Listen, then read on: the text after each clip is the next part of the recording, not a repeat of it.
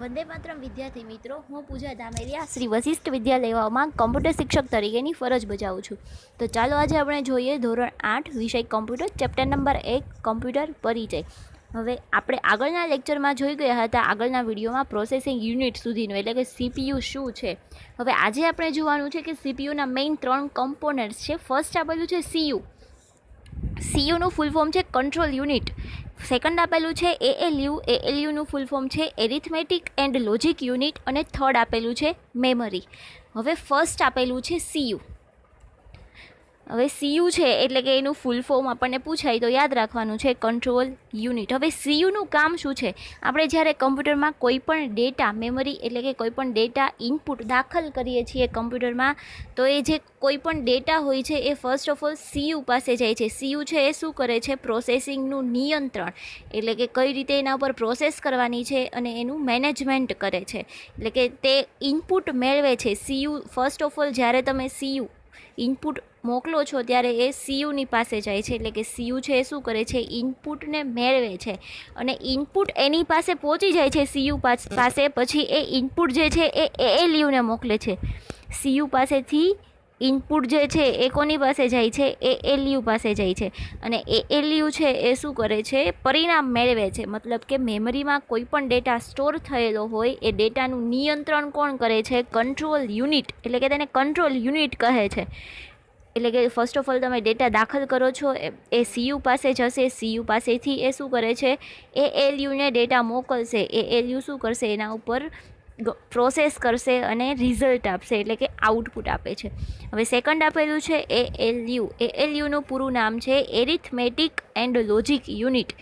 હવે એએલયુનો ઉપયોગ કોઈ પણ ગણિત અને તર્કને લગતા, એટલે કે મેથેમેટિક્સ રિલેટેડ કોઈ પણ ફંક્શન કે કોઈ પણ કાર્ય કરવાના હોય ત્યારે એએલયુનો યુઝ કરવામાં આવે છે. હવે ગણિત અને તર્કને લગતા બધા જ કામ કોના દ્વારા કરવામાં આવે છે? એએલયુ દ્વારા. એટલે કે સીયુ છે એ શું કરે છે? પ્રથમ મેમરીમાંથી માહિતી મેળવે છે અને પછી તેને કાર્ય કરવા માટે, ફોર એક્ઝામ્પલ તમારે કોઈ સરવાળો કરવો હોય તો તમે 5+5 એન્ટર કરો છો તો શું થશે? એ જે વેલ્યુ છે એ પહેલાં સીયુ પાસે જશે.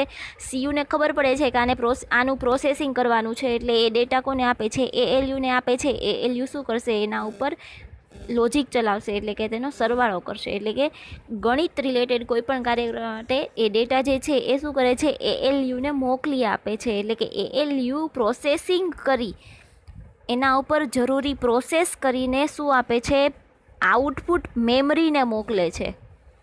ફર્સ્ટ ઓફ ઓલ સીયુની પ્રોસેસ થશે. સીયુ પાસે ડેટા જશે, એ એએલયુમાં જશે. એએલયુ શું કરશે? એના ઉપર પ્રોસેસિંગ કરીને જે કોઈ પણ ડેટા હશે, રિઝલ્ટ હશે, આઉટપુટ હશે, એ મેમરીને પાસ કરે છે. તો થર્ડ આપેલું છે મેમરી. તો મેમરી છે એ સીયુ પાસેથી ડેટા મેળવે છે અને તેને સંગ્રહે છે, મતલબ કે તેને સ્ટોર કરે છે, ફાઇલને સેવ કરે છે. સીયુ પછી આ ડેટા પ્રોસેસિંગ અને આઉટપુટ તૈયાર કરવા માટે જે કોઈ પણ ડેટા છે એ એએલયુને મોકલે છે અને એએલયુ પાસેથી રિઝલ્ટ મળે છે. આઉટપુટ મેળવીને સીયુ તેને સ્ટોર કરવા માટે ડેટા, મતલબ કે કોઈ પણ ડેટા છે એ સ્ટોર કરવા માટે શેનો યુઝ કરીએ છીએ? મેમરીનો. એટલે કે સીયુ તેને સ્ટોર કરવા માટે એ ડેટાને કોની પાસે મોકલે છે? મેમરી પાસે મોકલે છે. એટલે કે સીયુ પછી મેમરીને આઉટપુટ ડિવાઇસને આઉટપુટ મોકલવા માટેની સૂચના આપે છે. તો જુઓ, નીચે આપણને એક આકૃતિ આપેલી છે. એમાં ફર્સ્ટ ઓફ ઓલ લખેલું છે ફર્સ્ટ બોક્સમાં ઇનપુટ ડિવાઇસીસ.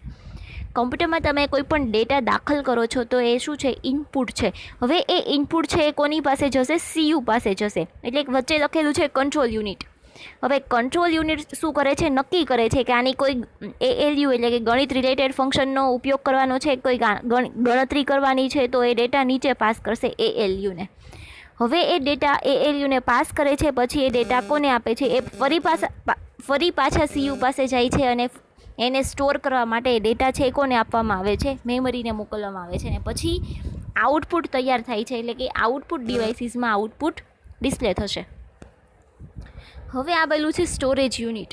એટલે કે સ્ટોરેજ યુનિટ મતલબ કે તમે કમ્પ્યુટરમાં કોઈ પણ કામ કરો છો, એ ફાઇલને તમારે સેવ કરવી છે, સંગ્રહ કરવો છે, તો તમે સ્ટોરેજ યુનિટનો સારી રીતે ઉપયોગ કરી શકો છો. એટલે કે તમે જાણો છો તેમ કમ્પ્યુટર તેની મેમરીમાં વિપુલ પ્રમાણમાં ડેટાનો સંગ્રહ કરી શકે છે. મતલબ કે ગમે તેટલા ડેટા હોય તો એ મતલબ કે લિમિટેડ, એનો એન્ડ હોય, એટલે કે શું કરે છે? ડેટાનો સંગ્રહ કરી શકે છે.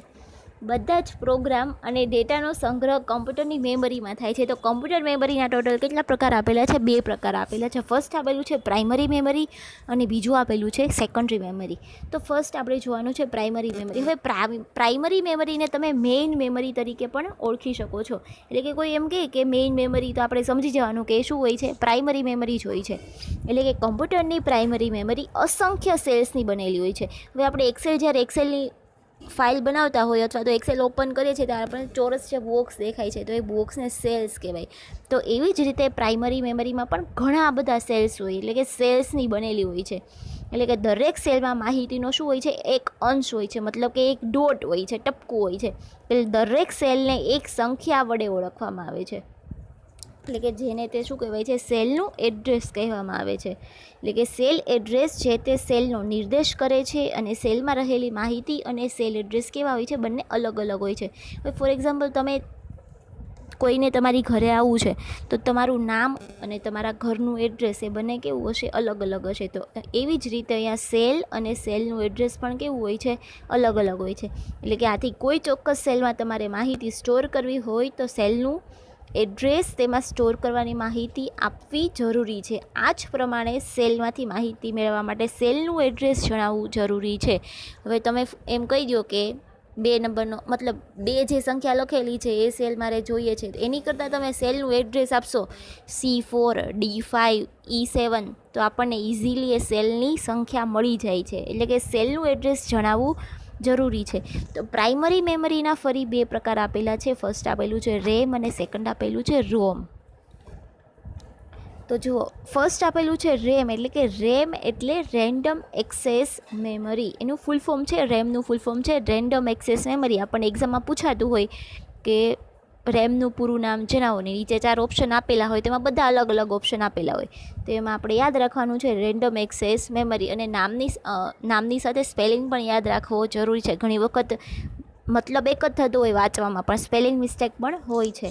તો રેમમાં માહિતી ઇલેક્ટ્રિકલ પલ્સ રૂપમાં સ્ટોર થાય છે. એટલે કે રેમમાં જે કોઈ પણ સ્ટોર થયેલું હોય તે કમ્પ્યુટરનો વીજ પ્રવાહ ચાલુ રહે, વીજળી ચાલુ હોય ત્યાં સુધી જ સ્ટોર રહે છે.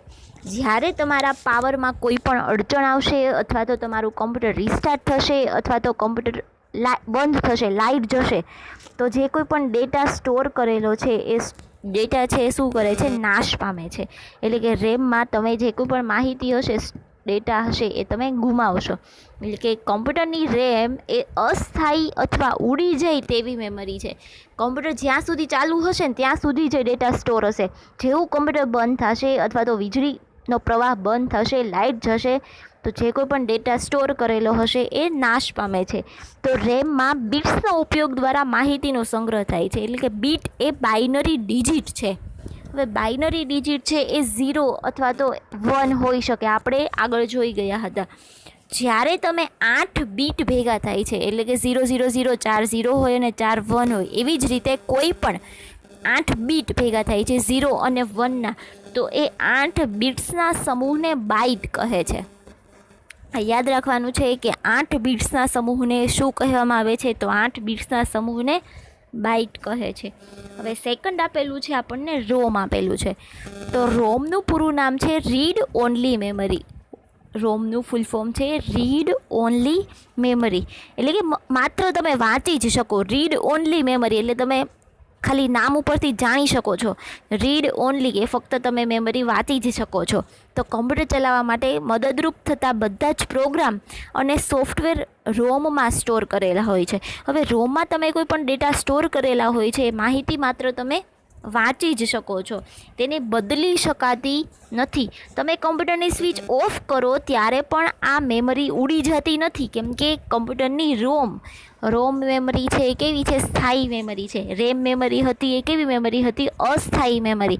અસ્થાયી મેમરી હોવાથી એમાં કમ્પ્યુટરની ડેટા સ્ટોર હોય એ નાશ પામતો. તો આમાં કોઈ પણ કમ્પ્યુટરનો ડેટા નાશ પામતો નથી. મતલબ કે કમ્પ્યુટર સ્વિચ ઓફ થશે, બંધ થશે, તો પણ જે ડેટા સ્ટોર કરેલો હશે એ કમ્પ્યુટરની અંદર જ હશે, રોમમાં.